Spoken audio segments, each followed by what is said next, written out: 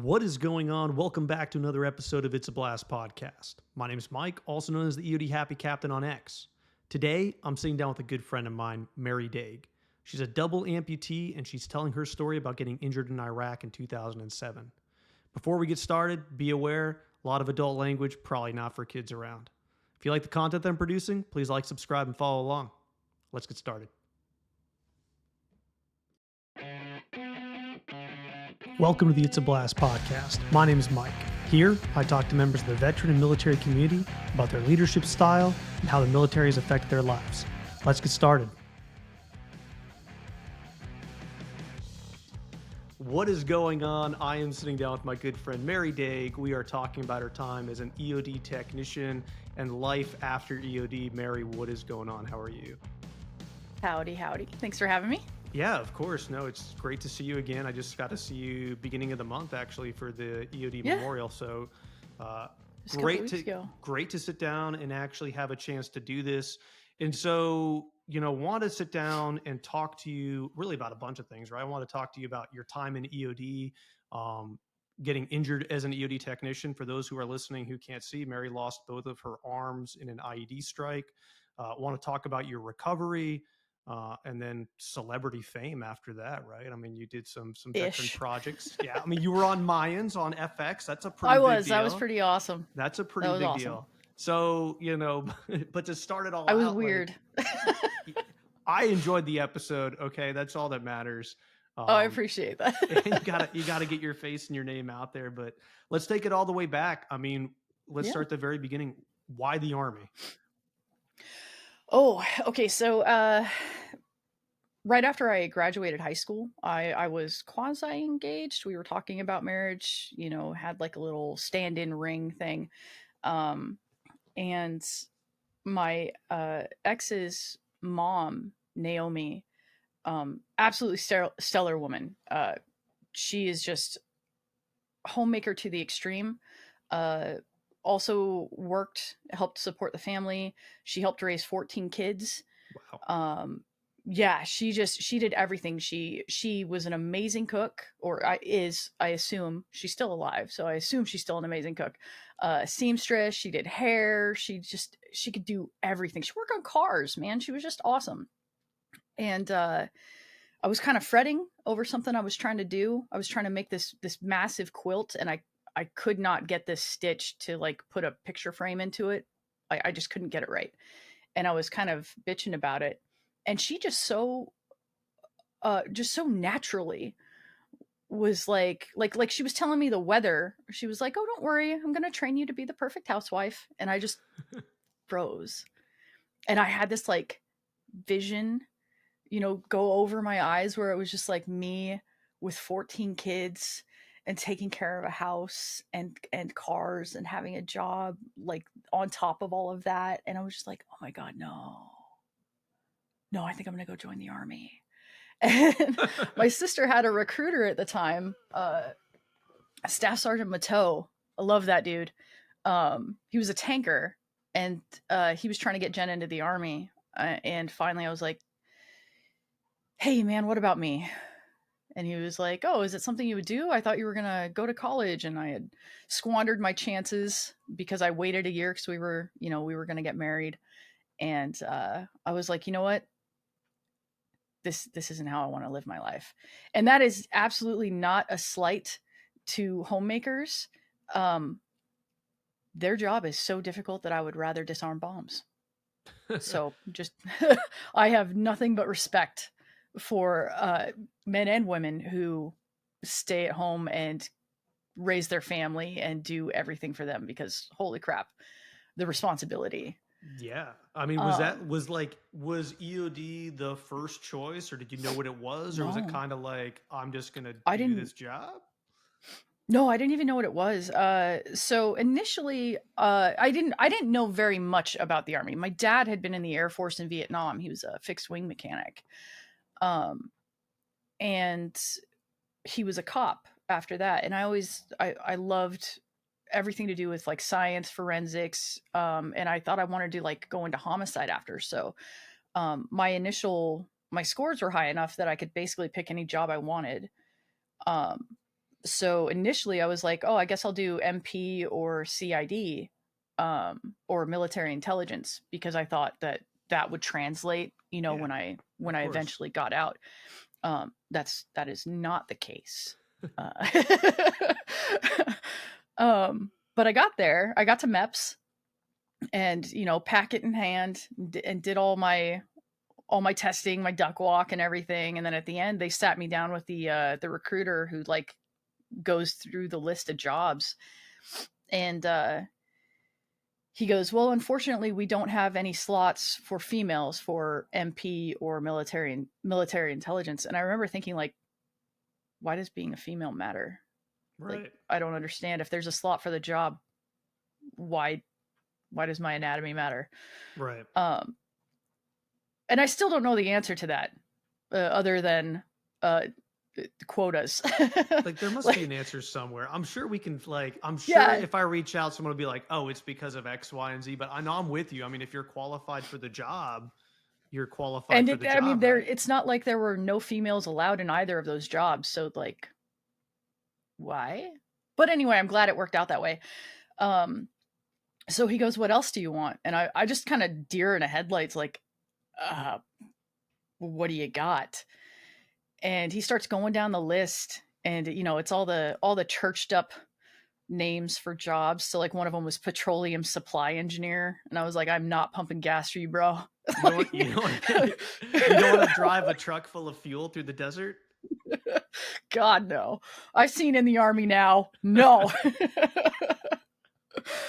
And he gets to explosive ordnance disposal, and he says, he goes, explosive ordnance disposal, and there were four other recruiters, all from different services. There was Army, Navy, Air Force, Marines, all were in there, and every single one of them like jumped out of their chair and were like, "Take it, take it!" And I like looked around, and I'm like, "What's that? Like the bomb squad?" And he gets all uppity with me, and he's like, "No, it's explosive ordnance disposal." And I'm like, "Okay, because it sounds like bomb squad. Do you got a video or something I could watch?" And he's like, "Yeah." And he pulls up, the old recruitment video where you've got like the dude in the turtle suit walking into the tunnel with the case for a bip. And I was just like, I could do this. Like, I would be doing something. I would be outside. I would be learning. It seems challenging. It seems Yeah. fun, and I get to blow shit up. Yeah. Yeah. And so I was like, yeah, and I'll do it. And so the guy walks in, and he's got these two massive packets, and he's like, "This is what you would fill out if you wanted to become an MP." And I was like, "Okay." And he goes, "This is what you would fill out if you wanted to go military intelligence." And I go, "Okay." He goes, "Fill them both out."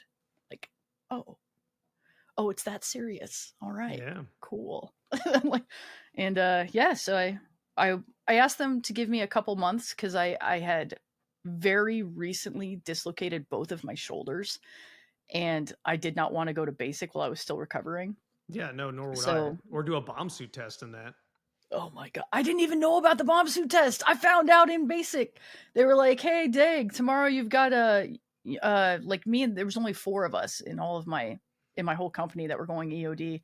And they were like, "Yeah, tomorrow you're going with the EOD company. You're going to go do your suit test." And I was like, "My suit test? I didn't bring a suit." I had no idea what they were talking about. And then they put me in that thing, and they're like, "Can you walk?" I'm like, "Yeah." "Why does it smell like farts?" Like, it was just, I always wonder. So, like, they've standardized it now. So back then, and when I did mine too, it was literally you went to a unit and you took your bomb suit test. And so, like for me, I mhm. was at selection, uh, and I did not get selected. I mean, I feel like at this point, like everyone knows that I'm obviously an EOD tech, right? But I came back from Camp McCall back to Bragg, and they pulled me into the back room, and they're like, "Hey, man, like, you want to go EOD?" And I'm like, what is that? I don't know. And the guy, like, I remember this as E7, Sergeant First Class Drake. He looks at me, goes, "It's not ground pounding in the 82nd." And he's like, you should do it. And I'm like, all right, well, I mean, That's fuck it. solid. I'll try it. Right. And so like, he's like, okay, first thing you're going to do is you're going to go down the street and you're going to go talk to the EOD recruiters, and they're going to give you a bomb suit test. And I was in pretty good shape, just like having gone through an 18 X-ray contract. And so I get Oh there, and yeah. there's like six of us, and they throw us in these bomb suits, and it's like Fort Bragg, middle of the summer. It's probably like 103 Oof. degrees. And then they like just smoked the dog shit out of us for like Yep. an hour and a half. We had a dude throw up in the bomb suit. And Oh my like, God. so it's like all over the visor, right? Like they're just Splattered. like, yeah, Ugh. just puke everywhere. And he like goes to like, Was lift it off. the old one where just the visor detached? Correct. The And EOD 8 like, helmet. oh, And so like it's in all the creases. he goes to like pull it out, and they're like, you haven't failed yet, but if you take off the helmet or visor, you fail. And so like this dude's just like running around like covered in puke. I just like I think about that moment a lot because he made it through. And Nice. right, but when we were all done, they're like, everybody passed except for that dude. And he's like standing there, they're like, you pass once you clean the suit. And so he's like out there with the hose, like hosing it down, like, in order to pass. But I mean, like they've standardized everything now. It's over at Greg Adams, formerly Fort Lee, and like they literally like, you will do this, you will do that, which I'm not opposed to. Yeah, I mean, it kind of makes sense to standardize it, I think. Yeah, absolutely. Mine was very informal. There was no standard. Like, the other thing is, everybody got the memo but me. They did not tell me that we were supposed to show up in our PTs. Oh no! So I went in my BDUs and my boots, and I like, I show up and they like look at me and like I can see this look of just straight pity. Like, today's gonna suck, honey. I'm like, fuck. And they were like, dude, they were like, "Do you bring your mop suit?" I'm like, yeah, they told us to bring that. And then one of them, he was an E6. I don't remember his name, but he was like, they didn't tell you to wear PTs. I was like, no, staff sergeant. And he was like, oh, they fucked you. And I was like, oh, okay. So they put us in mop level 4. And then we just start running in circles around the compound. They had us line up our water bottles.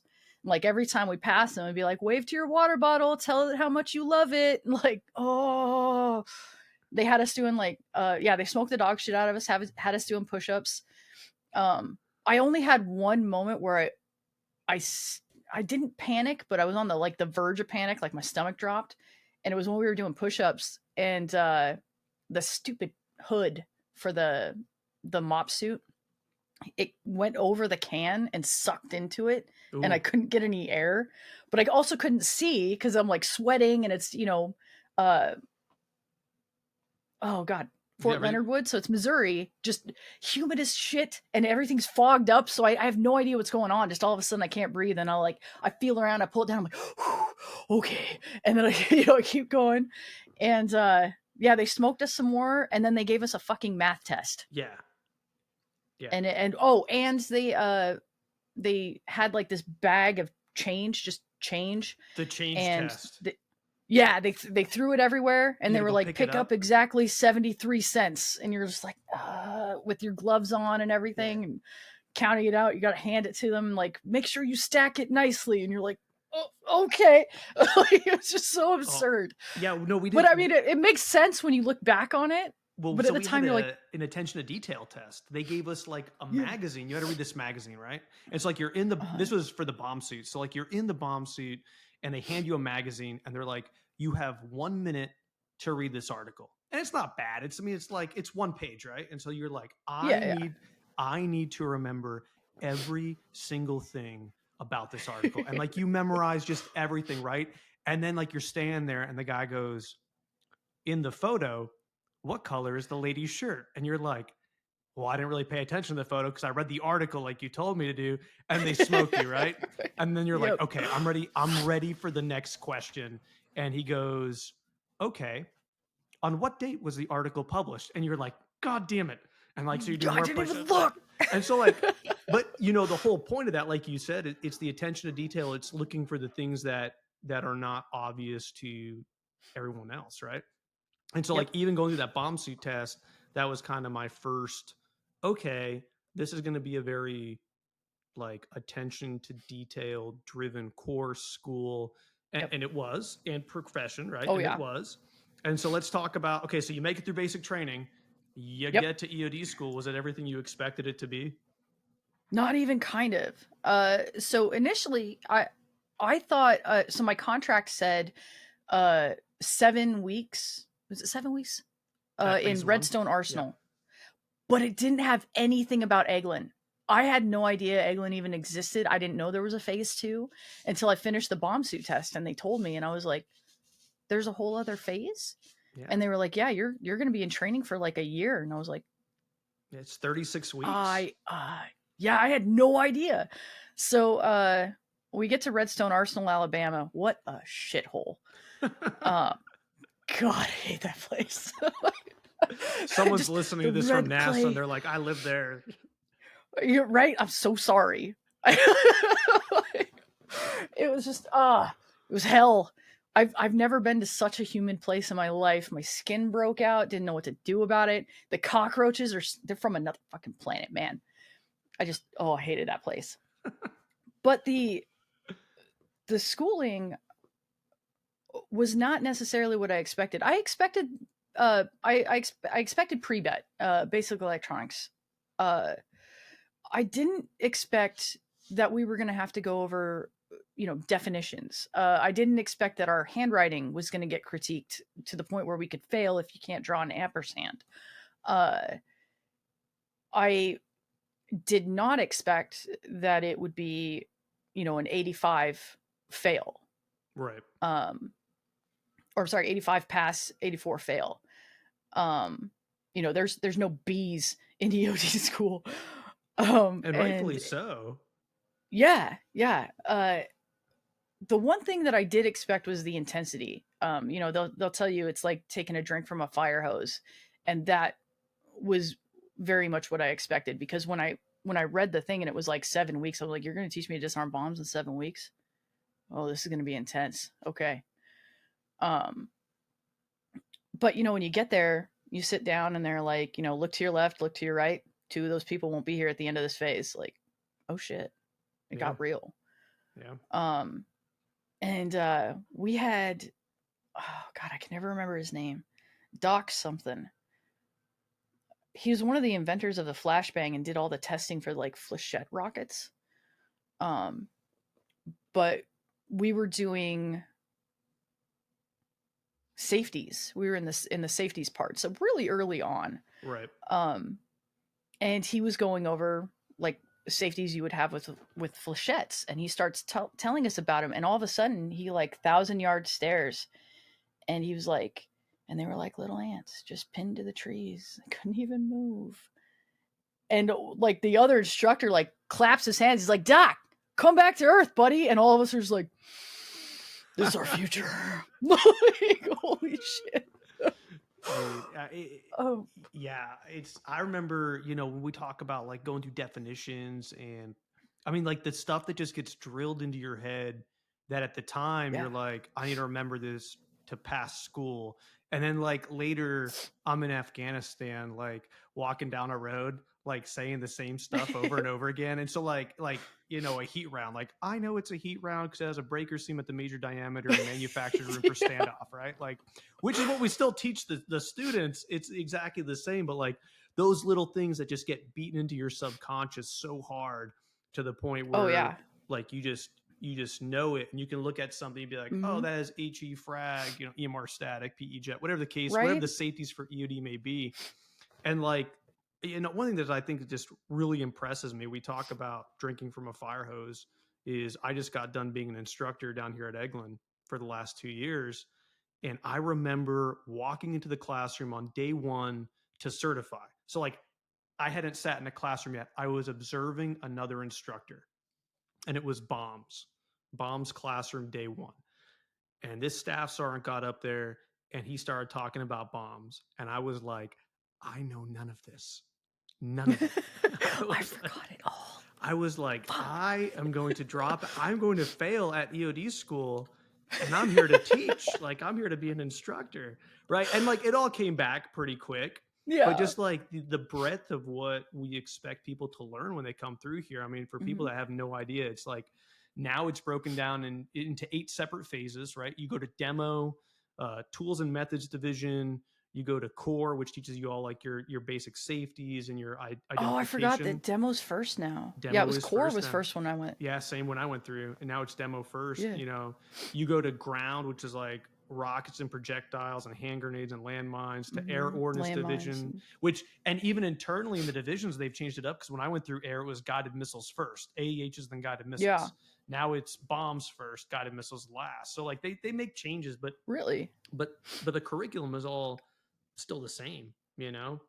And we expect, like, you know, we just said, hey, it's 36 weeks for training. But like we expect you from day one to know nothing, like literally nothing. Yeah, nothing. And 36 weeks, less than a year later, you are a certified explosive ordnance disposal technician. Right. You're a professional. Yeah. Like you are getting paid to disarm bombs now. Hope you paid attention. Hope you paid attention. What division gave you the most pain? Dispensers. Yeah. Air. Yeah. I double tapped. It's actually I disputed my test. I was one of the first to dispute my test and win. Ooh. Yeah, so what had happened was I can't go into all of it. Well, right? By the way, it's probably still a test out there, to be quite frank. It probably is. Some students listening to this and like taking notes right now. Like, I'm gonna pass now. Oh, this is how. It was the one dispenser that it breaks along the seam along the vertical axis all the way. I'm sorry, the horizontal axis all the way down. Yeah. And the whole bottom drops off. Well, you're supposed to tie it down, like strap it down. Mm-hmm. And we had at the time 2 types of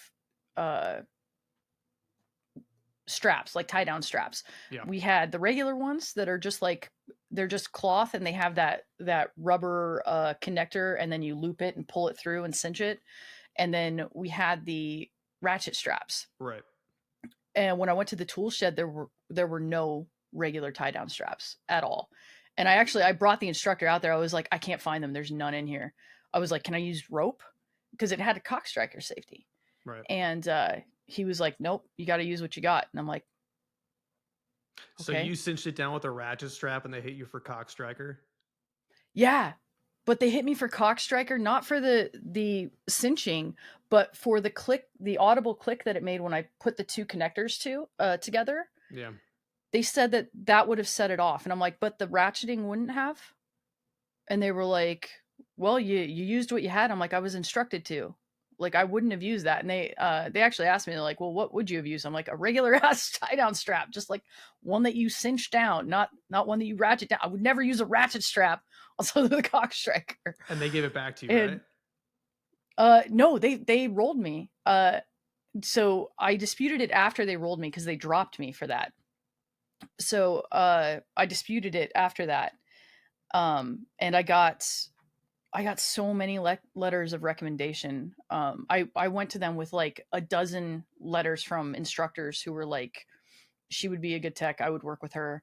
Yeah. These are what her her test scores were. This is her in study hall. You know, she's been here every day. She's been working her ass off. She understands the curriculum. And then I even had the instructor who failed me say that he would not have failed me if I had had the right tools.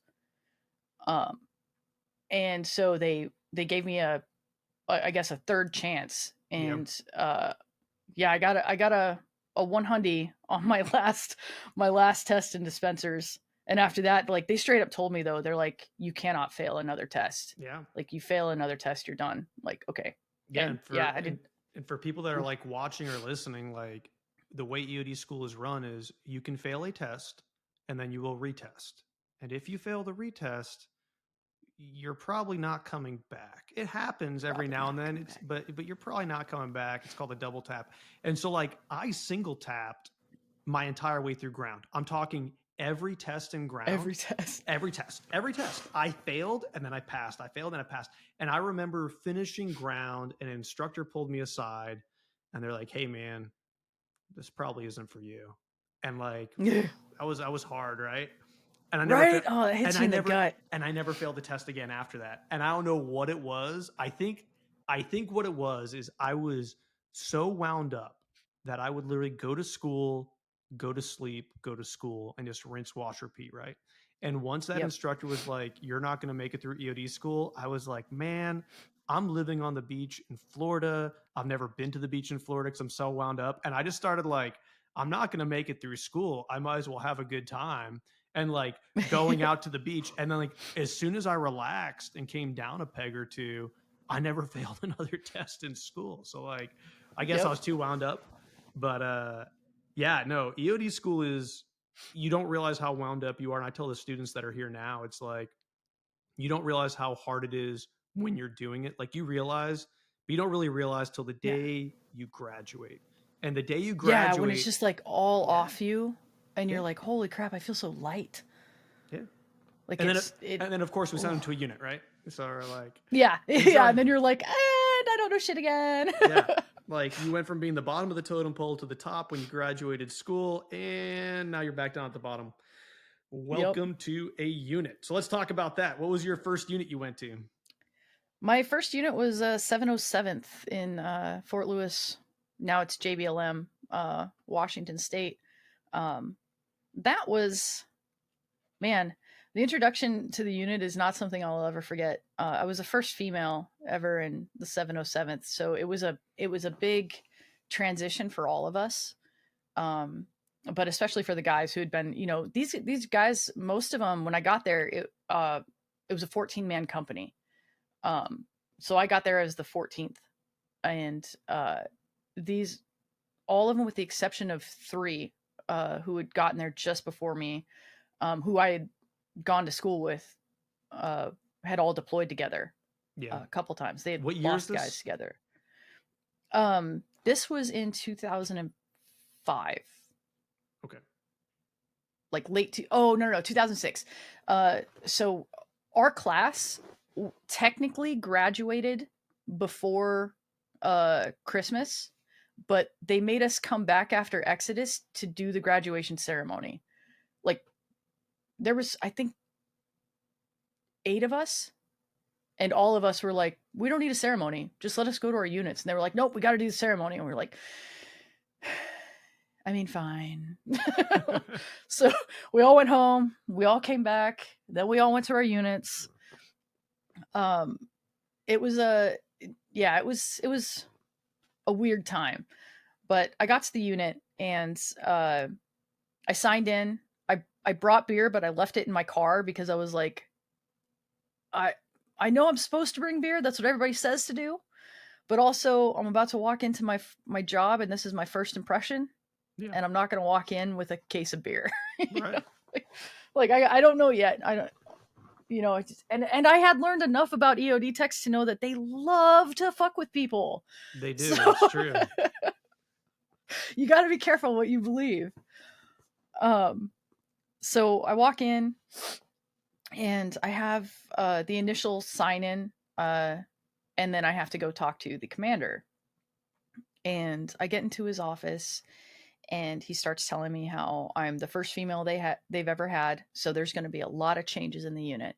He's going to make sure that I feel comfortable, and that all of the men out there are going to understand what it is to work with a female. There's going to be no more swearing. There's going to be no more grab ass, no more sexist jokes. And I'm just sitting there like sweating bullets at this point. Like, sir, please no, please don't do this. Right. Please, please, please do not.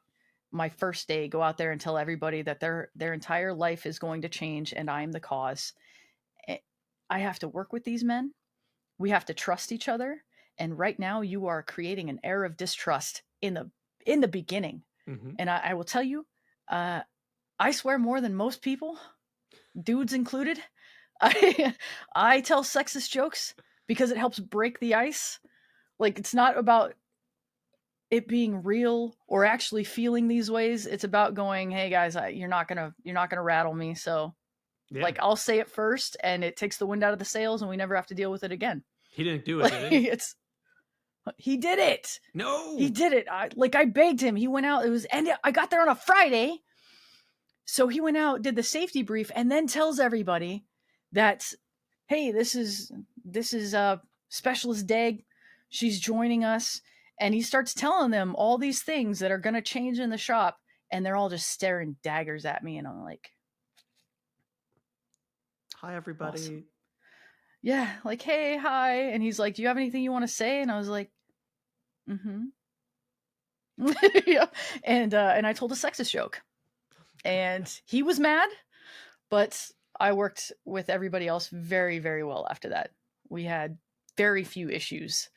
And after that, like, I didn't have any problems with the guys not communicating because they were worried they were going to offend me.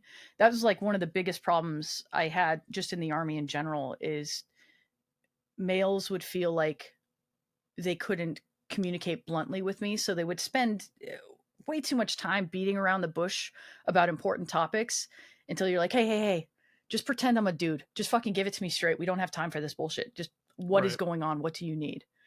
And I hated having to constantly break down those barriers and build bridges that had been burnt for me just because I'm a female and they have these preconceived notions about how I'm going to act or how I'm supposed to act. I mean, Which I listen. do realize in itself is a product of sexism, But if you look at, I mean, that's what 2006 that you get to your unit. yeah, I mean, you look at yeah. where we're at now, right? I Oh, mean, we're 18 it's years. grown so much. Yeah, I mean, my first Some things have teammate. never changed, but Well, some things, and some things never will change. But I'll yeah. tell you, like one of my first teammates in 2010, Viv Heller, right? So Tony Salvo's wife. Yeah. So like first teammate was one of my first teammates was female. I look at the community now and just uh it's not the way it used to be, and that's a good thing. Personal Mm-hmm. opinion, right? Is we have a very diversified, group of individuals who are doing the job now, and they're doing the job. Like, and that's kind of what it comes down to. Yeah. Like, can you do the job? Can you not do the job? And we Well, have and they some bring so much absolute, more to the table. yeah, no, I agree. Like when you don't try to, and EOD is not a job that needs to be put in a box ever. Like we are the consummate think outside the box professionals.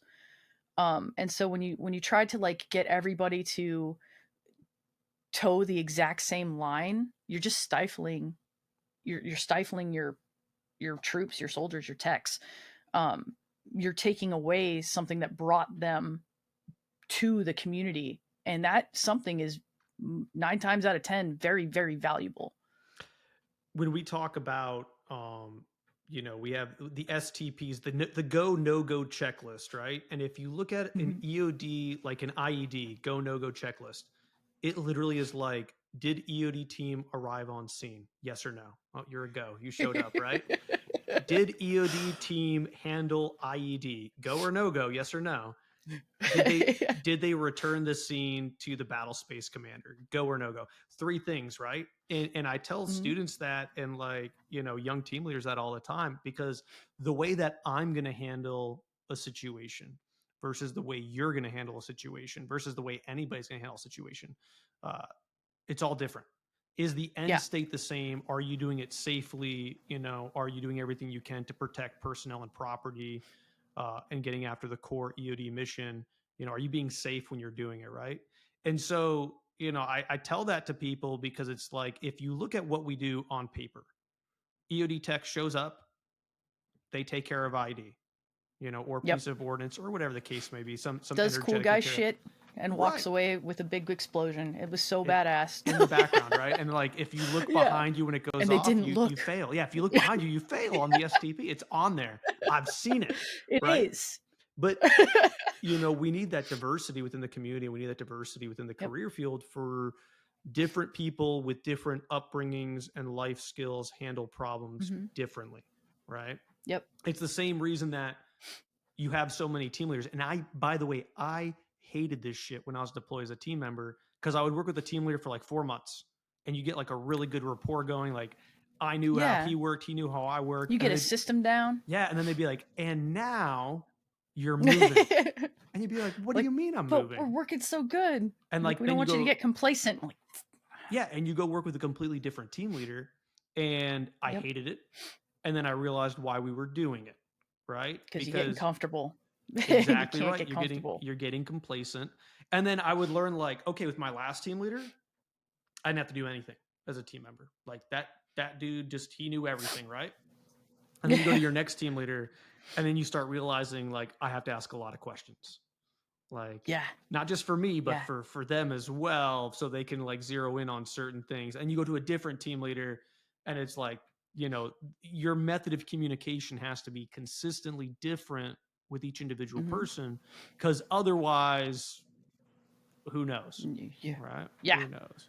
And so let's Worst move. case, one of you dies. Yeah, yeah. Like, Which, and and is it's not. very real. It is very real, and Yeah. I've had it happen to friends, and it's just like Yep. the communication piece. At least if something bad happened to the team leader after You the have to fact, know what happened. exactly right. I knew that so and so was going to go down there and they were going to do X, Y, and Z. And based on time, I think they were on X and there was a Yep. detonation. And it helps us as a community figure out what happened, and then perhaps, Mhm. what type of device they were working on or something like that. And that communication is like the lifeblood of EOD. I Yeah. mean, we didn't become EOD without that type of communication, without like, okay, I'm gonna go down, I'm gonna do this. If I die, write down what I did wrong. Yeah. Like you have to pass it on. Don't do that next time. And the That's storyboards are for that's EOD how we techs by became. EOD techs. Like, we're not Yep. writing storyboards to be read by random people. We're writing them for Mm-mm. other EOD techs so they don't do what we did or they do what we did. But this comes down to something that you and I were talking about before we started recording, right? The two types of EOD techs, Yeah. the charismatic and the one that nobody likes, right? And the need Yeah. for both of them, because we have to have communicators, right? Mm-hmm. And so there's two types of EOD techs, is what Mary and I were talking about before we started recording. There's charismatic EOD techs and there's assholes. Those are the two categories, right? But both are necessary, and both are Very, very. communicators. Both have to be Mm-hmm. communicators. It's just how they do it. Um, I mean, what's your take? I mean, you're kind of one that coined that phrase before we started, the charismatic and the assholes. Like, what do you think? So, anecdotally, when we were in Iraq, it was our 3-man team was Bruce, Benson, 100-pound head. He's one of the charismatic ones. Um, Very smart, able to work with a lot of people, but he was the team leader. So Mick and I were we're the gophers. We're the doing everything. We switch off our roles. One's driver, one's trunk monkey or gunner.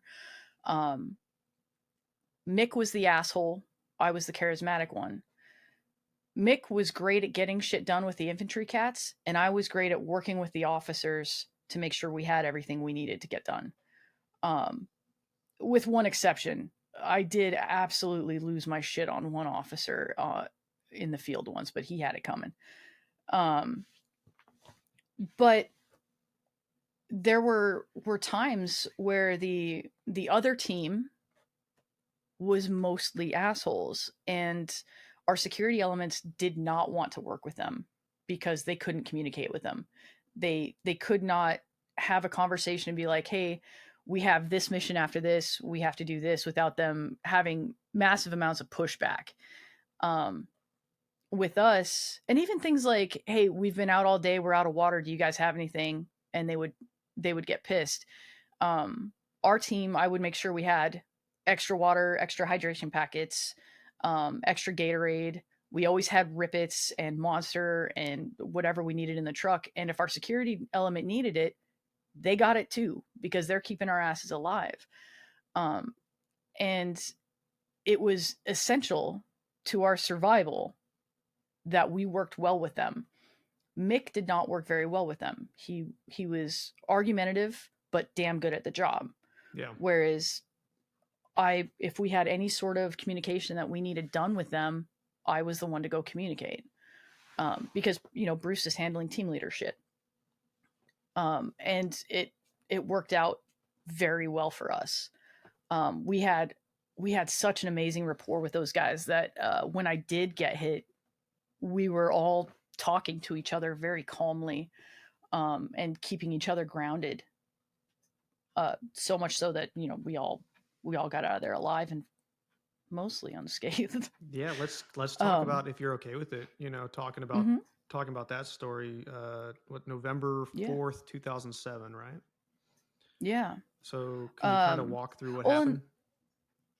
I should preface it with saying that wasn't our first casualty incident. We had quite a few. 2007 was a real hot year. Bruce got back to me not too long ago. They did a final count, and just our team did over 365 IEDs.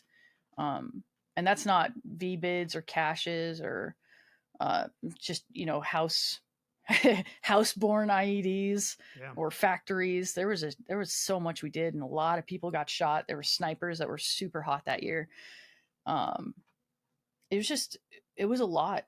And our communication and our ability to work with our security teams so closely, I think it saved our ass a lot. And we saved their asses a few times.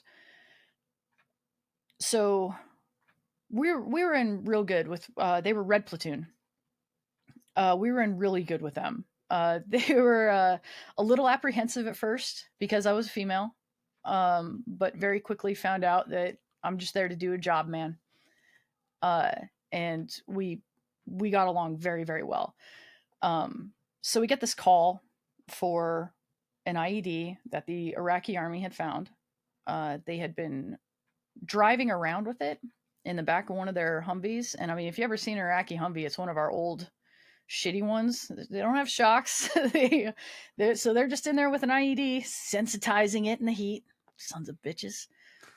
We told them to bring it to Cop Constitution, which was attached to Liberty Victory, but it's an Iraqi cop. It's just kind of, you have to go out one gate and you go directly into another gate to get onto their cop. But it is a demo range. So we were like, yeah, bring it there. We'll take it apart, do whatever we got to do, or just bip it, but bring it there. They did not bring it there. No, they brought it to the best possible place they could bring it. And that was the parking lot of a children's school. Oh, of course. While the children were in school.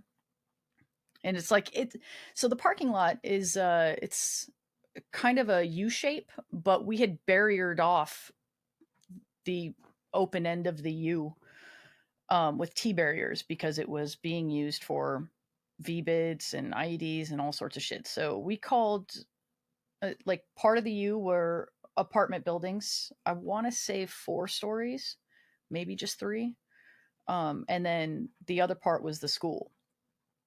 And we ran security for that area. Well, 25 Cav ran security for that area, for the school specifically. So we called the apartments the Taliban apartments because they would place IEDs in the school, we would respond, and they would ambush us. It was like clockwork. It happened twice a week. Yeah. It was constant. So much so that when we got you get the grid coordinates, you're like, it's at the school again. Like just a quick glance, you know exactly where it is.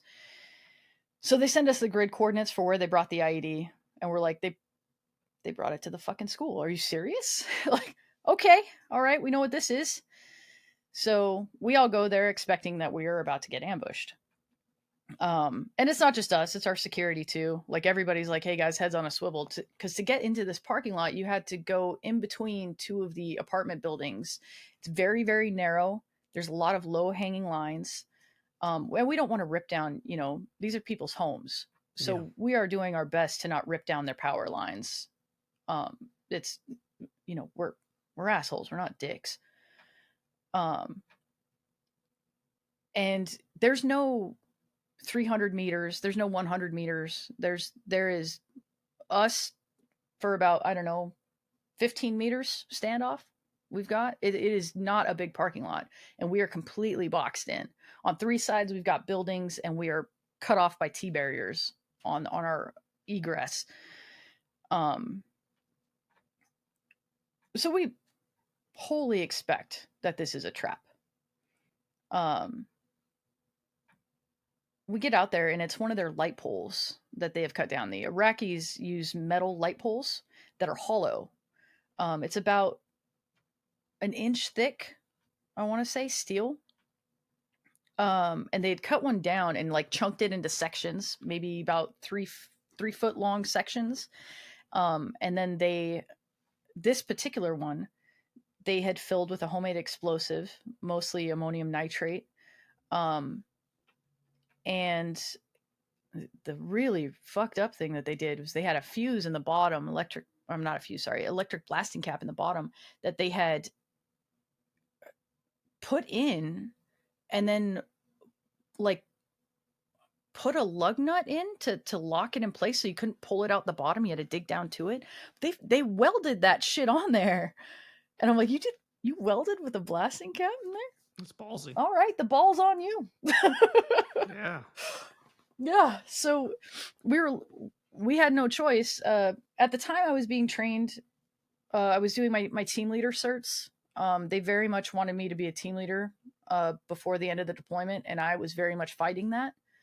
I wanted at least one deployment under my belt before I took a team. And they so what we compromised on was Bruce would assess the situation, and then I would go down and run the problem with him supervising. So we get out and we have to park the trucks in like an L form. And because we can't fit in a line. We can't. So we're essentially boxing ourselves in because the Iraqi army is on the other side in their L form. So Bruce goes down to the IED, which they have pulled out of their truck nicely and put it in the center of this fucking parking lot. I'm driver, mixed trunk monkey. So Bruce yells at me and he's like waving his hand at me. And I'm like, what? So I open the door. We're in an echo chamber. Like all the engines, everything are reverberating off of the walls. I can't hear a goddamn thing. And so I take my earplugs out and he's like, bring me trash bags. And I was like, oh, okay. So I put my earplugs on the seat, get out of the truck, left my door open for whatever reason, get into the back. I grab trash bags. I go down to him and we start just taking handfuls of this ammonium nitrate, which we have seen everywhere this deployment. Like ammonium nitrate was the HME that we were using, not exclusively, but you could bet money on it most times and win. So we're taking handfuls out. I get the bag full, like enough that we can get the blasting cap out. Right. I bring the HME back up to the truck. I give it to Mick to put in the bang box. I go back down. Bruce had he tried to pull the cap out, but the wires were, they're not coming out. So it sheared off, but we've got the Angie end.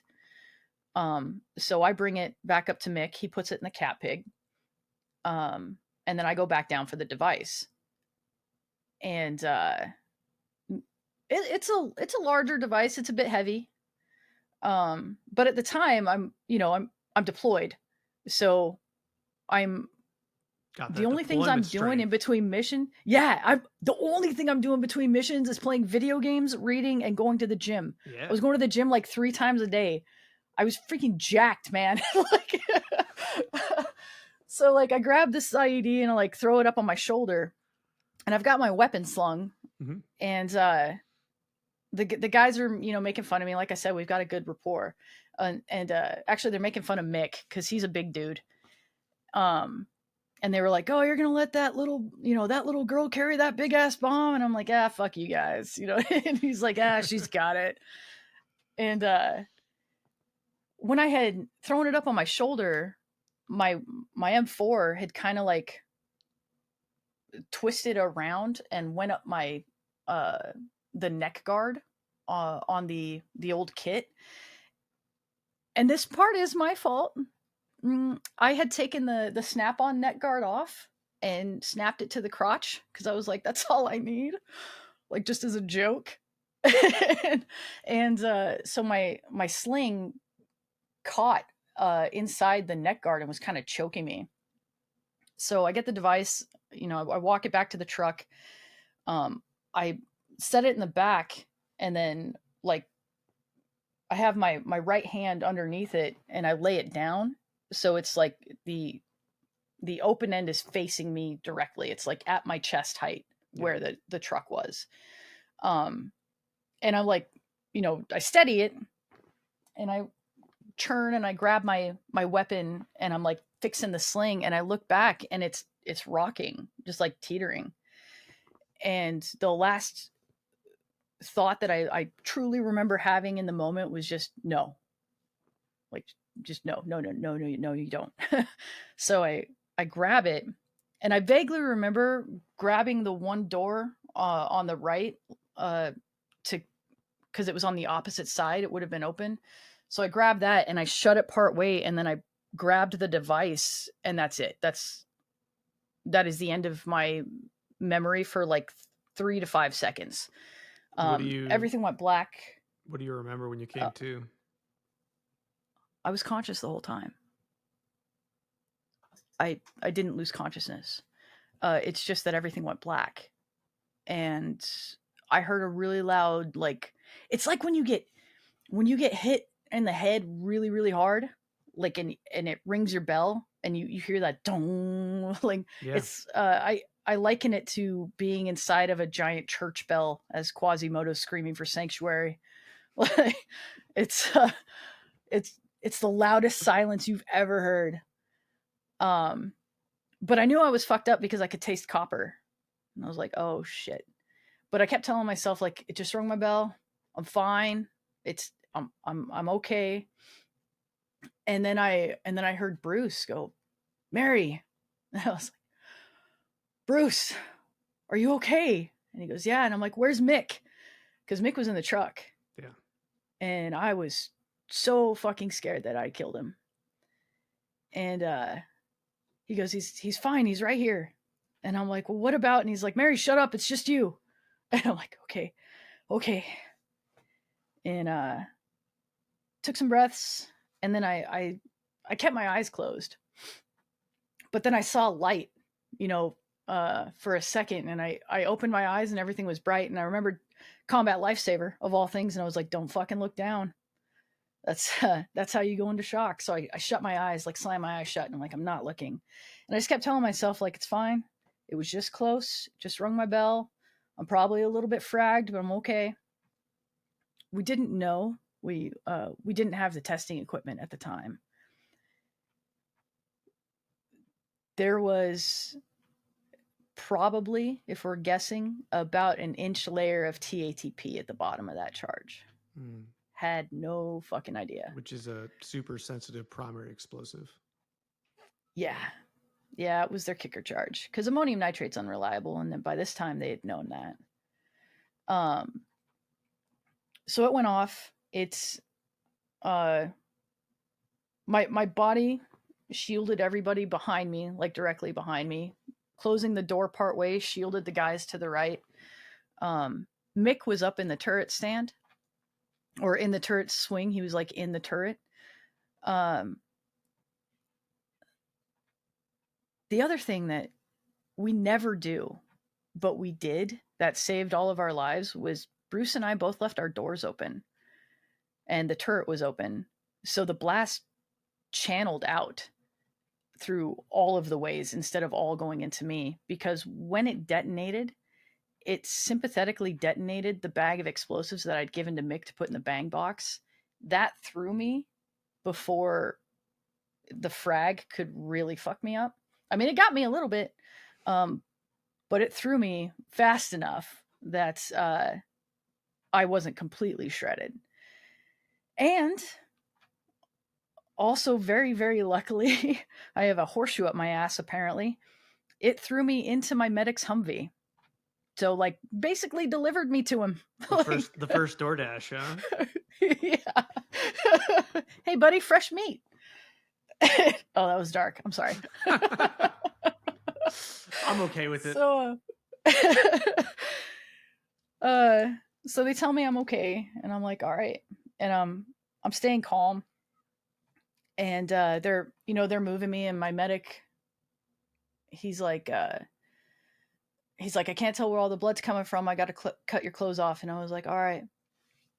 And I tried to help. They sat me up, and this was when I knew something was wrong, but I intentionally, consciously ignored it.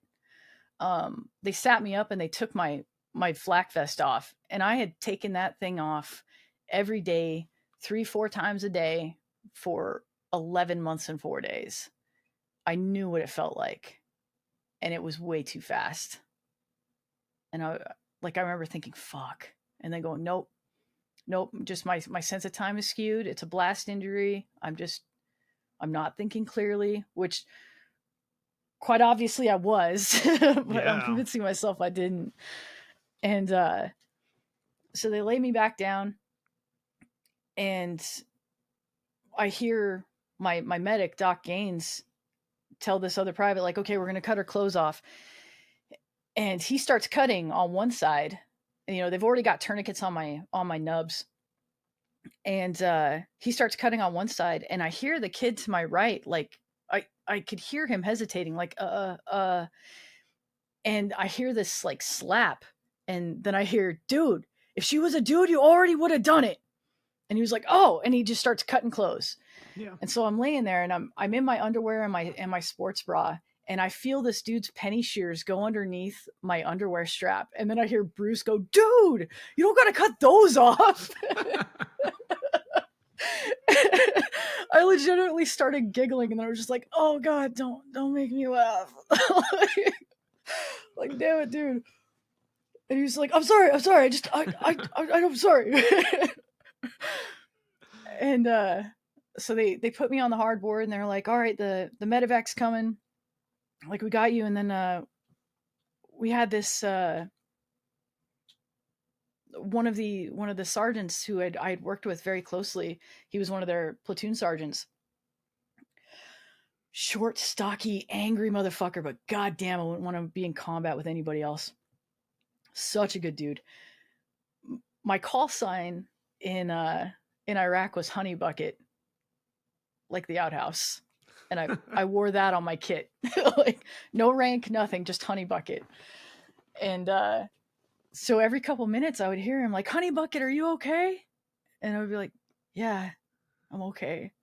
And Bruce, of all people, was the one who like snapped the first. He was like, she's talking to me, dude. She's fine. And he was like, okay. And I didn't find out till later that everybody was freaking out because I wasn't freaking out. Because I wasn't screaming. I wasn't crying. I was literally explaining everything, how I was feeling, what I could feel, like where pain was, which was everywhere. And I was just talking to them. Like, my first questions were like, are you guys okay? They kept having to remind me that it was just me, because I was like, are you sure? Are you fucking lying to me, man? Like, but they got the medevac, and I heard the bird come in, and because I was still keeping my eyes closed. Like, by this point, you know, Nick, Doc Gaines he'd covered my eyes for me, but I was still just like, don't look down, you know? Yeah. Because, you know, like, if you go into shock, your likelihood of dying goes up. Were you aware? Exponentially. Like, I mean, obviously you knew it was bad. You could probably... I knew it was bad. But did I you know did what not it look was down. at that point? So you didn't know what was going on, really? Okay. No. I knew I was fucked up. I knew I was fucked up enough to be put on a medevac. Yeah. And that they had to cut my clothes off because there was so much blood. So I was like, I'm in trouble. Right. But I also knew that if I go into shock, my likelihood of dying just increased by like 1,000%. So the only thing I can do is stay calm and let the doc do what he's got to do. You know, Mick and I had been through CLS a few times.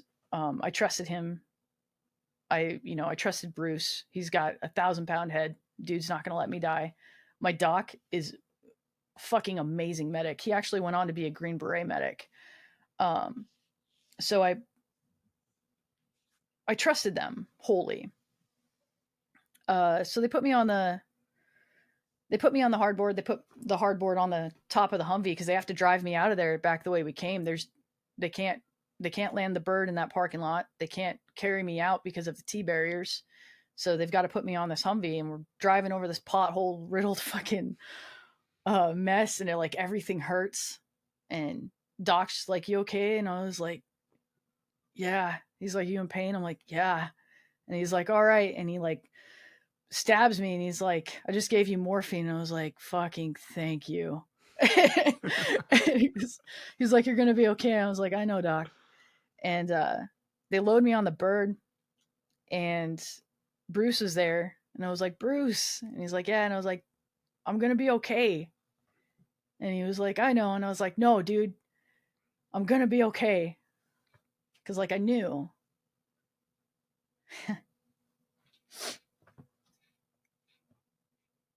That was it, man. Yeah. I was leaving them behind.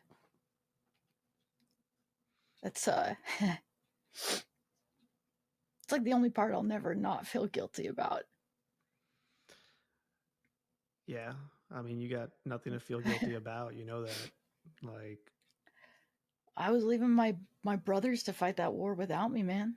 Like, yeah, but you did everything you were supposed to do and then more. yeah. I mean, you literally, you know, we talk about EOD techs controlling the scene and doing what they have to do when they're on the ground. Like, you were controlling the scene and you were the scene, right? Like, I mean, like you were the casualty and you were controlling the scene, which is what, you know, EOD techs do when we're dealing with IEDs.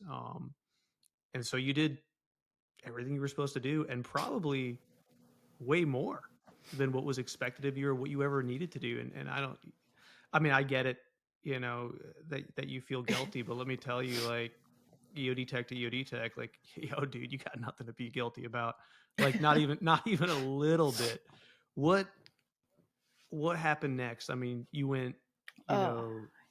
So we take off and I'm you know, in the medevac. They've got me strapped down the hardboard. And I remember this. I was basically just so this might piss a lot of people off. I'm not religious.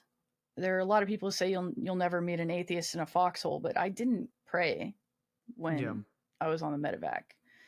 Um, I I talked to my ancestors, you know, Yeah.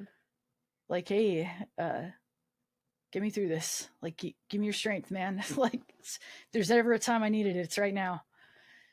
And so I stayed conscious, and I just kept telling myself over and over and over, just stay awake, don't go to sleep, don't die. Just stay awake, don't go to sleep, don't die. And I just kept repeating. It was like my mantra. And the medevac medic, the one who's like tending to me, at one point was like, hey, you okay? And I remember thinking, like, what the fuck do you want from me, dude? A thumbs up? Like, I'm strapped to this board. Like, we're in a helicopter, you can't hear me. So I was just like trying to nod, like, yes. as okay as I can be. And so I went back to my little mantra and we landed and they pulled me off, and one of the doctors at the TMC, or sorry, the cache, uh, nobody can pronounce my last name when they see it for the first time. So he didn't even try, which I was thankful for. He was like, Mary, we got you. You're going to be okay. And I was like, okay. And that's when I let myself go to sleep. I vaguely woke up, and there were just shapes and a bunch of people that sounded like Charlie Brown's teacher. And I tried to look over at whoever was with me to like see who it was. But then I was out just as soon as I was awake. And then I woke up in Germany, and my now ex-husband was sitting next to me. I was the EOD team in support of his battalion. So when I got hit, the guys went back and got him. And it was actually really awesome because they had to get a second security team to go get my guys. And we had worked really, really closely with White Element, with the White Platoon. They were the trash element. That was all their call signs were trash. They were white trash. I love them so much.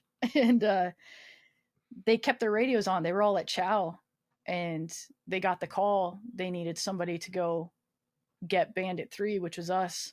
And they said what had happened. And they said none of the guys even questioned it. They heard it, and every single one of them just got up and left and went and got my guys. Yeah. I'm not gonna lie, when I saw them again, yeah, we cried. It was one of those like, you're my brothers too. Yeah. So It's a family. they yeah, they were there for us, you know? And that was 100% because of how well we worked with them. Like they didn't question having to come get us. They weren't down because they'd been out all day and now they were gonna miss chow. They were like, no, we're gonna go get our brothers. Like, Yeah. I will love them forever for that. So I woke up in Germany, and I was, covered up to my neck in one of those thin ass hospital blankets, and I looked down at my left arm, and I, raised it, and I saw it was gone, and I was like, all right, that one's gone. And then I looked down at my right, and I was like, oh fuck, it's even shorter. Like, all right, like, and then I looked over, and Jared, my ex, was sitting there, and I was like, is everybody else okay? And he just kind of looked at me like dumbfounded. He was like, what? And I was like, is everybody else okay?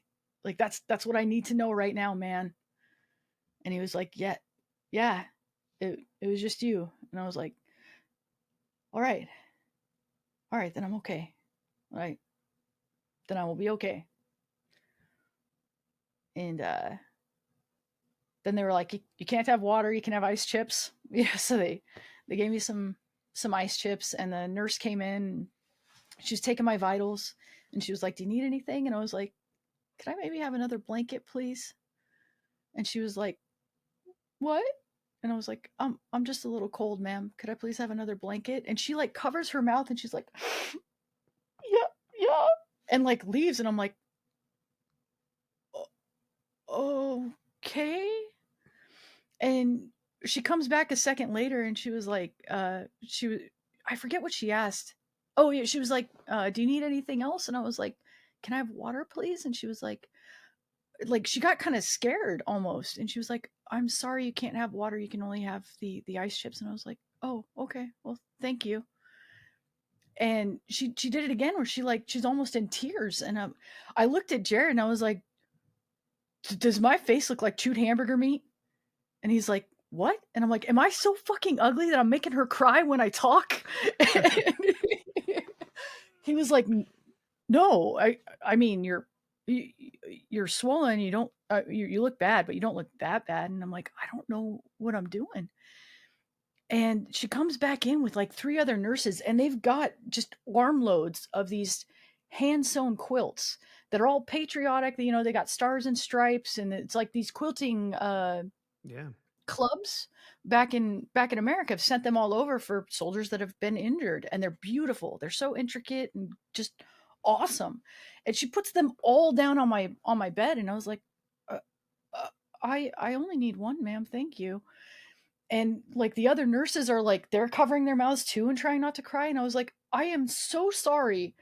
And she's like, what? And I'm like, I don't know what I did to upset you. I wasn't trying to be rude. And she's like, it's not that. And I'm like, what did I do? Because like my mom's a nurse, and if she knew that I'm making my nurse cry, like she will whoop my ass, man. What did I do wrong?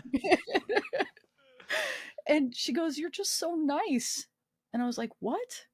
And she goes, you're still in a lot of pain. We can see it on the monitor. And I like look over, and my heart rate is just fucking up. And I was like, well, I mean, yeah, this is not my best day. And she's like, but you're so nice. She's like, most of the time the guys in here are not very nice. And I get it. They've just had the worst day of their life. Most of them have lost somebody. And they're surviving. They're dealing with a fuckload of trauma. And survivor's guilt it's heavy. But I can't mistreat somebody else because I'm having the worst day of my life, especially not somebody who's helping me to get through that. Yeah. It's just not in me. So I felt really bad. And like after that, I was just like, I made it a point to be the nicest person I could to any of my nurses and doctors, because they're, man, these are the people who just kept my ass alive for the last however many long hours. I'll be forever thankful for them too. Yeah. Um, What is, so what was the road to, recovery like? So you go from launch stool, I'm assuming back to Walter Reed, and then BAMC. BAMC. Okay. They stopped at Walter Reed, and everybody on the plane was like, they were like, we're touching down at Walter Reed, and every patient was like, no, because this was when all that shit went down with Walter Reed, with like the black mold and like them not taking care of patients. There was a huge scandal, and we were like, oh, we're really gonna die. Not after everything I've been through.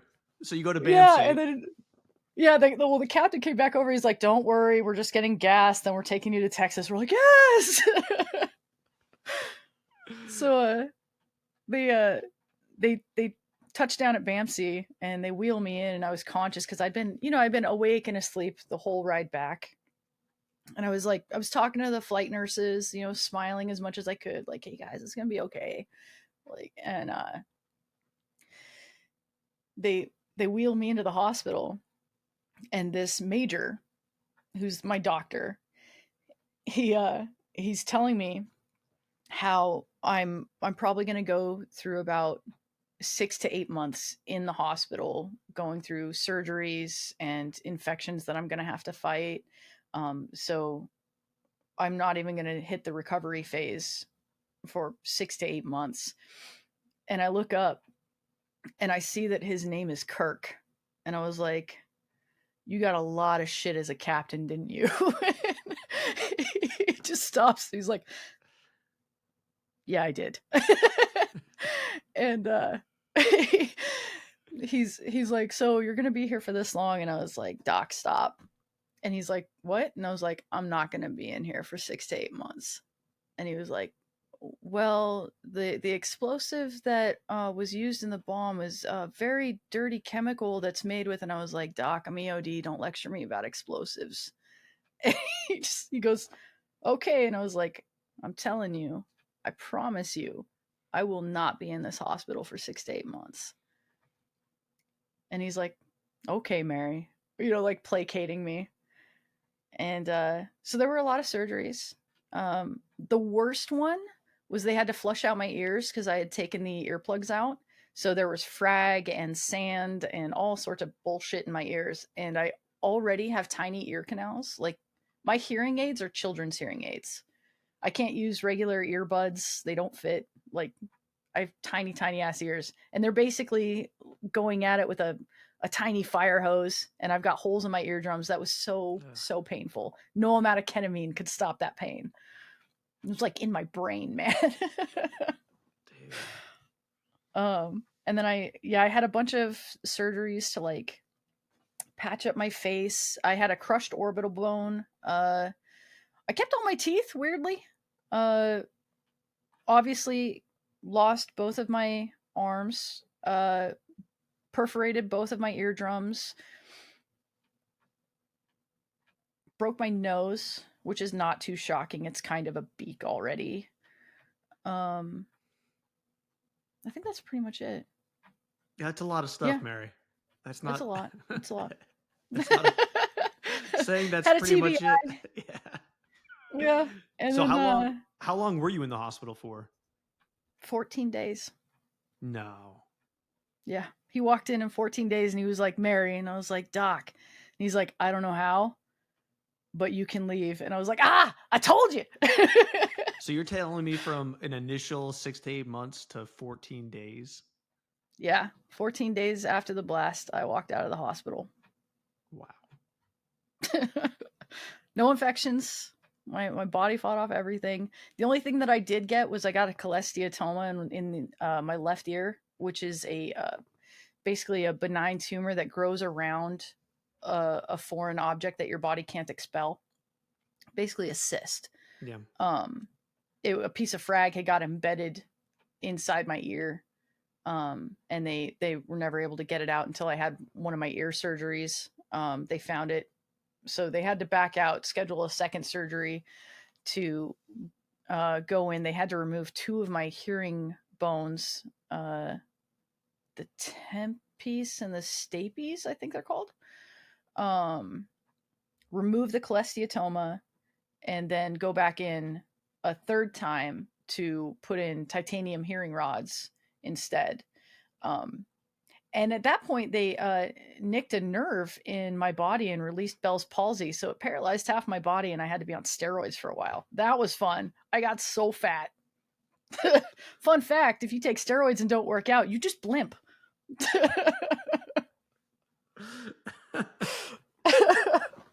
Also, they make muffins taste amazing. Believe it. Wow. So, okay. So you're out of the hospital after 14 days, after initial diagnosis of what, 6 to 8 months. What is, I mean, I did have to go back a couple times because of medical, medicine problems. But you're in recovery. I mean, like, you're in the recovery. Well, I mean, it's all in the same complex. Right. But like, what is that? I guess you're 14 days post detonation. Like, you lost your arms. So like, I did have my major breakdown, you know, like of the trauma and everything hits you all at once at some point. That is going to happen. There's no getting around that. So it was about day 10, and I was still in the hospital, laying in my bed, and my sister was there, and she like looks down and she's like, "Em, you're really bloated, like really bloated." Because like I said, when this happened, I was working out, 2-3 times a day, and I was cut. I had a fucking 6-pack, man. And my mom was like, "Yeah, honey, when's the last time you took a shit?" And I was like, "I don't know, like before the mission." And everybody like freaked the hell out. I have to tell you, I was on a lot of drugs, like a lot of drugs. And so my time frame was not normal, and I wasn't thinking about things like I haven't shit in 10 days. And so they were like, "Oh my god, this is bad. Like you could go septic, you could go on toxic shock or some shit." And I'm like, "Holy crap, that sounds rough." So they're like, "All right, we got to pump you full of laxatives." So they pumped me full of laxatives, and it's probably like 5 hours later, and I haven't been able to go. And they put this bedpan under me, and I'm like laying in my bed, like arched with a bedpan under my ass, just trying. And I'm like, nothing's happening. I'm like, "Please just let me go to the bathroom. It's right there." And they're like, "Well, all your lines." I'm like, "You've got those little wheelie things that can hold all of the medicine. Just hook me up to one of those, walk me in there, put me on the toilet, let me do my thing, and then come get me. I'll holler when I'm done." And they're like, okay, fine. So they finally do that. They get me in there, sit me down, they leave. I do my business. I flush, and then I look, and my nubs are bandaged to all hell. Because it's only 10 days. And I've got all these lines coming out of them. And then I look at the toilet paper, and I'm like, "Oh my god, how the fuck am I supposed to wipe?" And it hit me all at once. I was like, "Oh, I am 23 years old, and I can't wipe my own ass.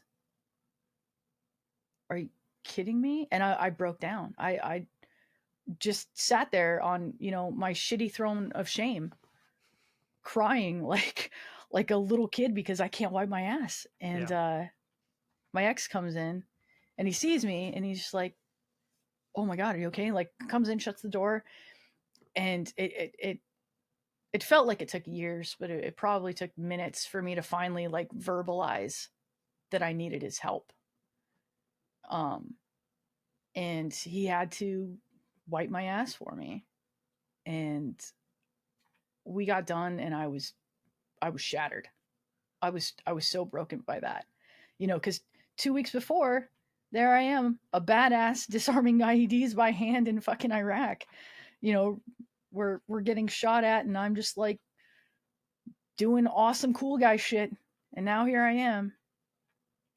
Can't even take care of myself. Basic fucking hygiene. Can't do it.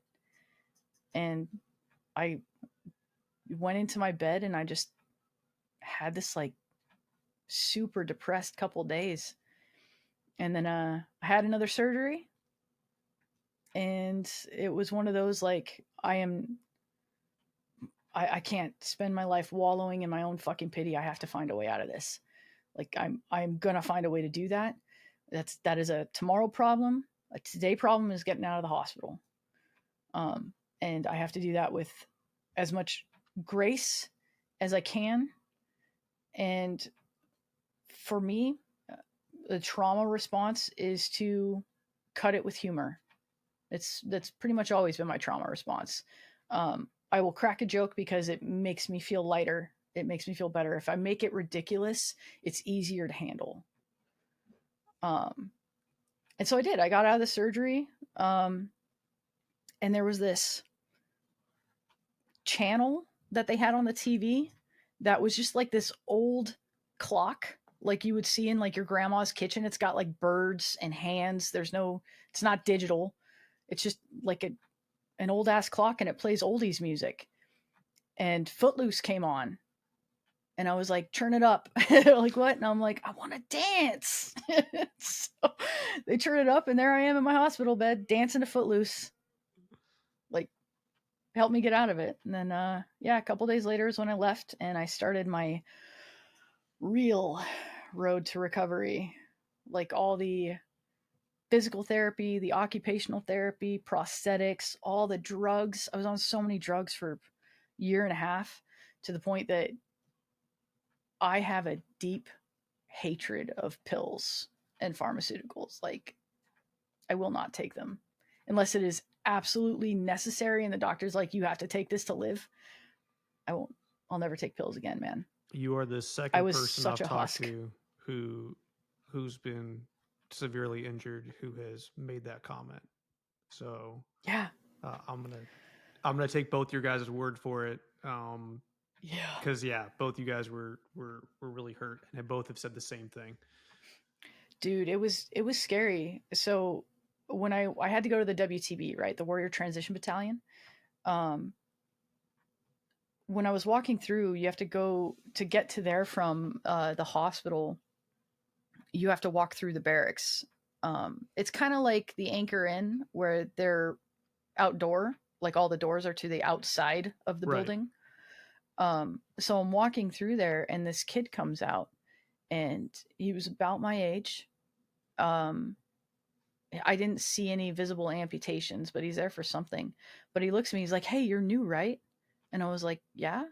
And he goes, "Do you have any Percocet on you? I'll give you $15 a pill." And I was like, "No, dude, I'm sorry, I didn't bring it with me." He goes, "Okay, well, come find me when you come back, and any spares you got, I'll take." And I left, and I remember like looking at my ex and being like, I will never become that. Yeah. Like that was such a come to Jesus moment of like, holy crap, that could be me if I just fall into this and I let this take me. And don't get me wrong, there's always going to be, hills and valleys. You're going to do great, and then you're going to drop off. Something's going to happen. You're going to fall into a little pit of despair, and then you're going to claw your way back out. But the clawing your way back out is the important part. You could get knocked down 1,000 times. As long as you get up 1,001, you're going to be okay. Yeah.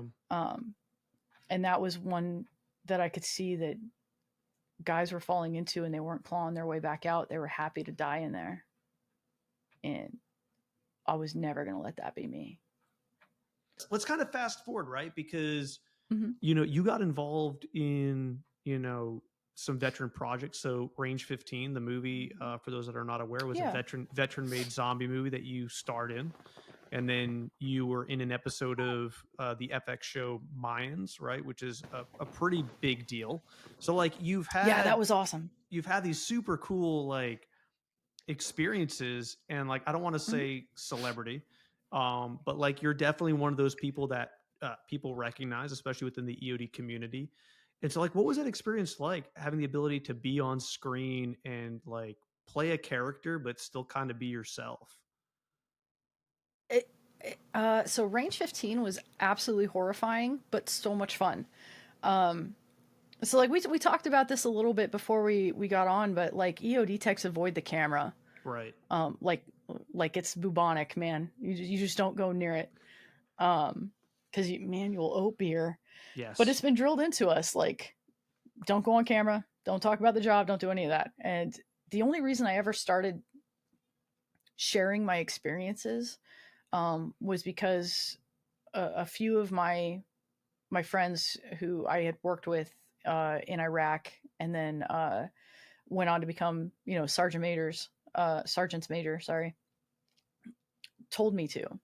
Like, they were like, it's important to the community that you share your story, especially because of my outlook, the positivity. It's, unfortunately, this is a very real possibility in our career field. We all say when we die, we want to be pink mist. You're not going to feel anything. You're just going to go. But what if you don't? And you got to live like this. They don't want, and I don't want techs to think that this is some sort of a partial existence, or that, my life is basically over. It's not. I've had so much cool shit happen in my life. And some of it specifically because of this, because I've lost my arms in combat, and I didn't let it destroy me. So I had kind of started talking about it, like telling my story, sharing it. And I met the guys from Article 15 at the time. They were a t-shirt company, because they put out a mystery shirt, and they said that it was so bad that they had vetoed the idea 3 times. And I was like, I need 10 of them. And JT, the CEO at the time, messaged me. He was like, you ordered 10 of these shirts and they're real bad. And I was like, I'm counting on it. And he was like, what? And I'm like, yeah, I'm giving them to EOD techs. And he was like, what? And he saw like the picture of me was me wearing a t-shirt that said T-Rex hates hand grenades. And he was like, oh my God, we need you in pictures of this shirt. And I was like, okay, man. So they sent it to me, and it's Meat Pony. And it is the silhouette of a rearing stallion with just a massive erection. And it just says Meat Pony. So I got it, and I was like, it's kind of perfect. And so gave him to a bunch of techs, and JT and I started talking. Turns out he was in the National Guard up here at the time. So he would fly up, and there were a few times he stayed with me, and we got to know each other. We'd have beers, we'd hang out. And then he tells me, like, hey, we're making a movie with Ranger Up. I was like, dude, no shit. Because by this point, he told me he always wanted to make a movie, like a Hollywood film, a real one. He'd been doing like camcorder shit since he was a kid. And they were making funny videos on YouTube at the time. It was him and Matt Best and Rocco and Derek Wida. Geez, there were so many of them back then. Cody. But we always knew that, like, that's where he was going with it. I was like, dude, that's awesome. I'm happy for you. Congratulations. He's like, yeah, you're going to be in it. I'm like, what? Bro, the last time I did any acting was a sixth grade Christmas play. And I wasn't great. I'm not going to lie. He's like, no, it's fine. It'll be funny. You're going to be the general's daughter. I'm like, is it what I think it is? He goes, yeah. I'm like, oh God. All right. So my dad can't watch this movie. So, I was so nervous before my scenes. They were very gracious. Yeah. They let me do the dumpster sex scene first so that we could get that out of the way. But I did have to do a shot of Jameson before it, because I was literally shaking. It's like Matt was standing behind me, and he has his hands on my hips, just like ready to do this like bang scene. And he's like, Mary, you okay? And I was like, yeah. And he's like, you're shaking so bad. I'm like, I'm so fucking nervous, dude. And he's like, hold on. And like Rocco comes over with a shot, because I'm mic'd up so they can all hear it. Right. He comes over, he's like, here, take this. And I'm like, slam. I'm like, I just remember Okay, fuck me. this was before like I really knew you. I had known who you were obviously before this. I think we'd met maybe once or twice, but like we weren't really friends yet. And I remember Yeah, watching no, that we movie. knew like in Yeah, circles. and I remember watching that movie, and there's a scene where Matt Best throws you the keys, like, and obviously like Yeah. you don't have arms, right? So like you try to catch the keys, you don't have arms, and I'm like in the movie theater watching this, and I'm like hysterically laughing and crying. And everyone around me is Yes. like looking at me like I'm a monster. And I'm Right. like, this is the most messed up, funniest thing like I've seen. Right? Because like, everyone knows that it's an Article 15 Ranger Up movie. Everyone knew it was gonna be like there was gonna be messed up stuff in it. Oh But yeah. Yeah, but it's our humor.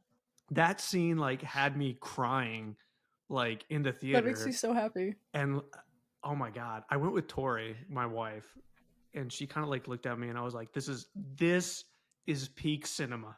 This is why I go to the movies, right? Cinema.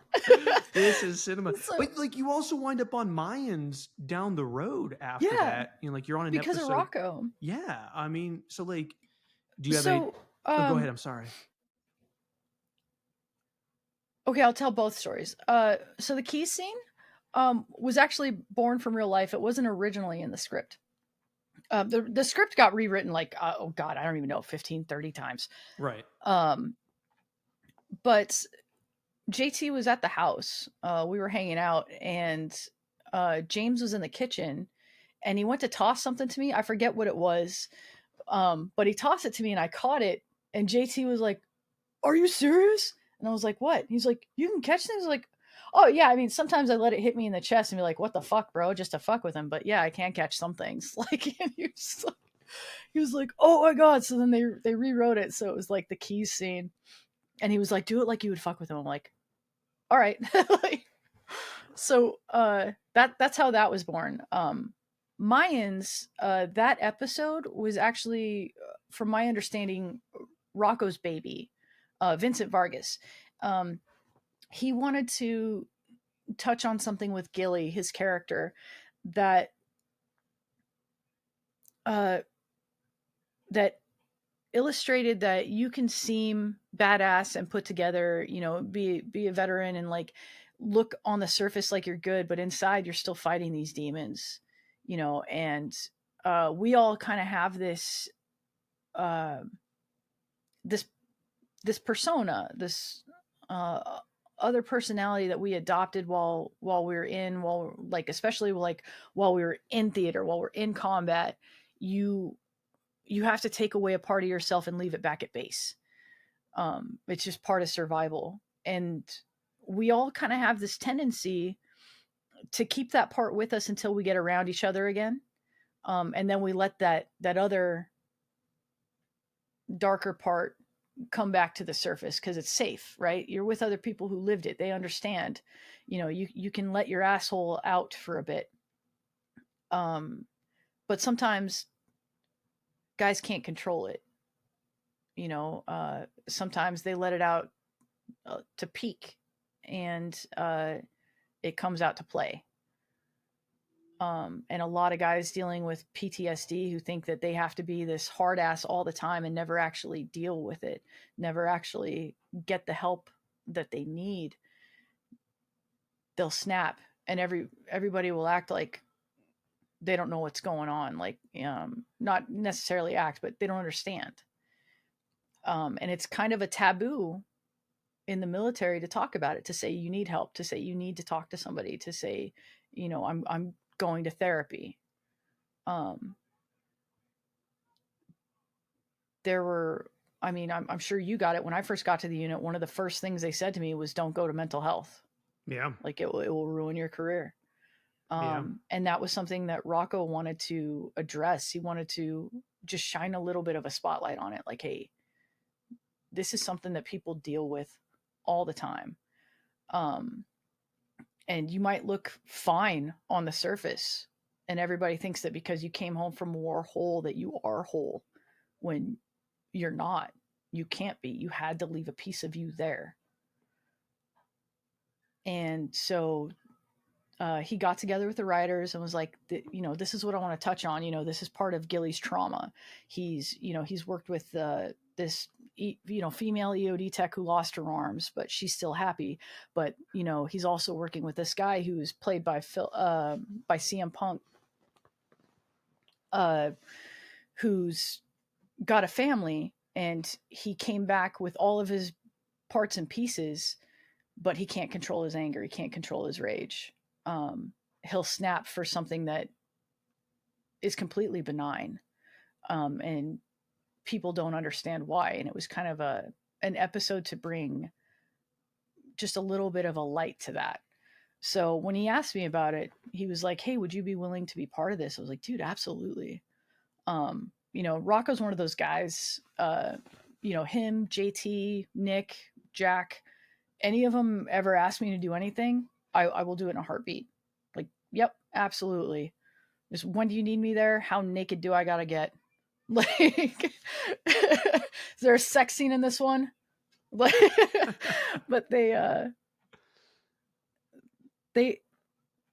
when they do a project, like, it'll be funny.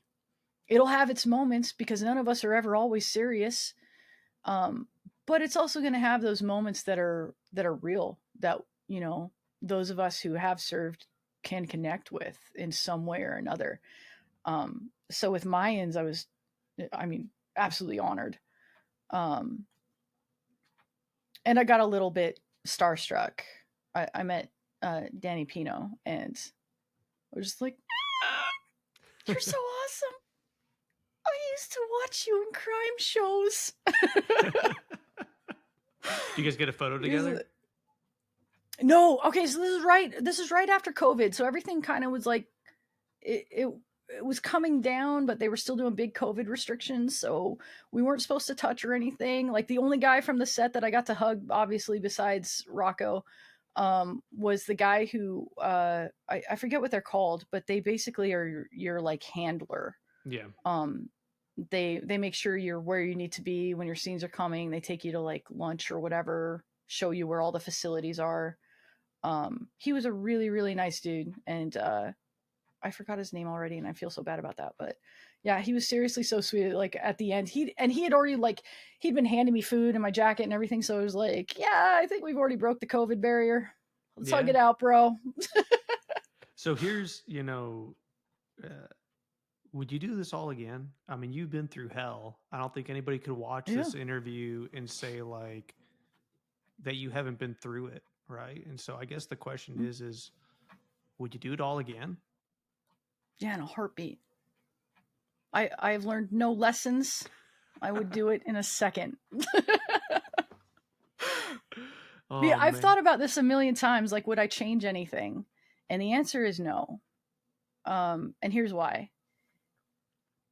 Remember when I told you we didn't know about the TATP? Yeah. If we had been driving through the the entry control point, ours was ECP4. At the time, the Jerv had leaf springs. So everything in the back of the Jerv bounced. Yeah. And it didn't matter how slow we went, because you had to turn like those big serpentine turns to get around the barriers. We would have all been in the truck, buttoned up, hatched down. That device would have kicked off as soon as it bounced because of the TATP that we didn't know about. It would have sympathetically detonated the other explosives in the truck, and we all would have been liquefied. Yeah. I wouldn't change a fucking thing. I was always willing to die for my brothers. What even are my arms, man? Like, Jesus. And I'm still so pretty. So you are. Look, Mary, thanks so much for taking the time. One, to tell your story. It's an important story that has to get told, right? I think, you kind of touched on it earlier when we talked about EOD techs in the community.